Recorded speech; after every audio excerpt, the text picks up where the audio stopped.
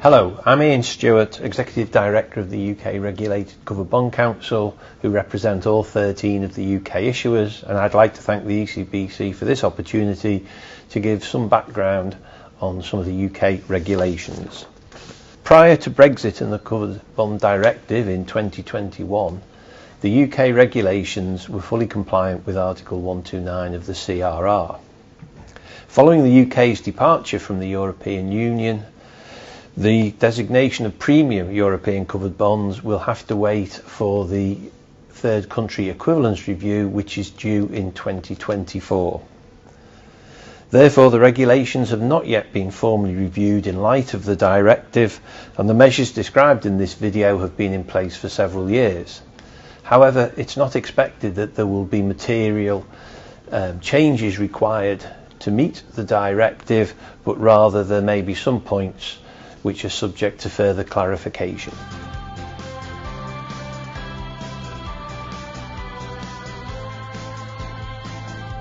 Firstly, I will focus on the assets used in UK covered bonds.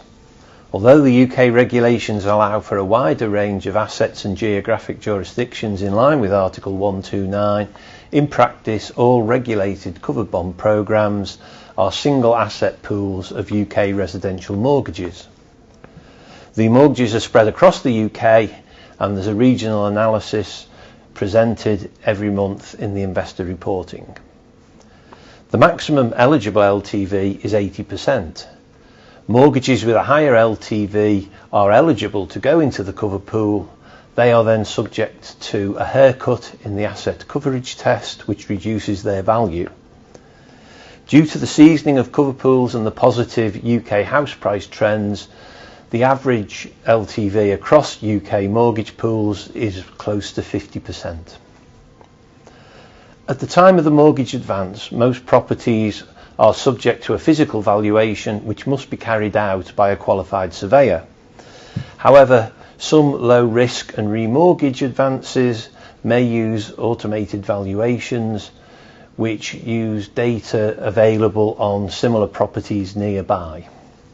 All valuations are then updated quarterly using one of the standardised indices for house prices. Both original and index valuations are then reported in the investor reports. The minimum level of over-collateralisation required by the UK regulations is 108% of the nominal value of covered bonds outstanding, but higher levels of collateral are usually required. There is a dynamic asset coverage test which must be passed each month.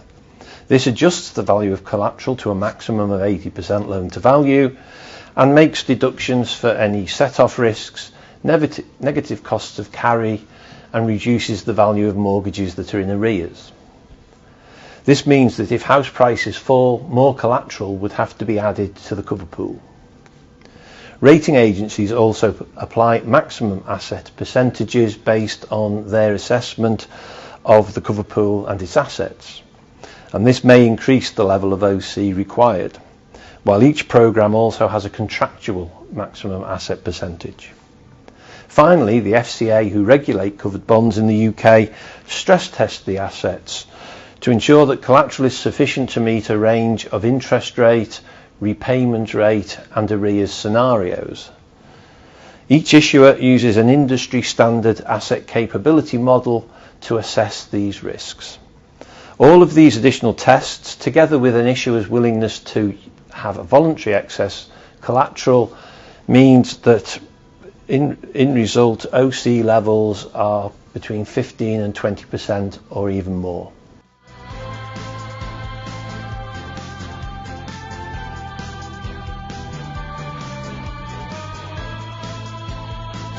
Due to the use of a separate company to segregate assets and to provide a guarantee over the bonds, all market risks are identified and specifically hedged within this company. Primarily, this involves hedging any foreign currency exposures back to floating rate sterling, where bonds are issued in euros or other currencies. Fixed rate exposures are typically swapped back to floating rate for both bonds and mortgages. There are prescribed limits to liquidity holdings as well as a restricted range of instruments and counterparties. Liquidity must be held for 6 to 12 months ahead of the legal final maturity, but the vast majority of bonds and all public bonds are in soft bullet format, with formal objective triggers established, principally being issuer insolvency and payment default. All of these arrangements are subject to the stress testing regime when running the asset capability model.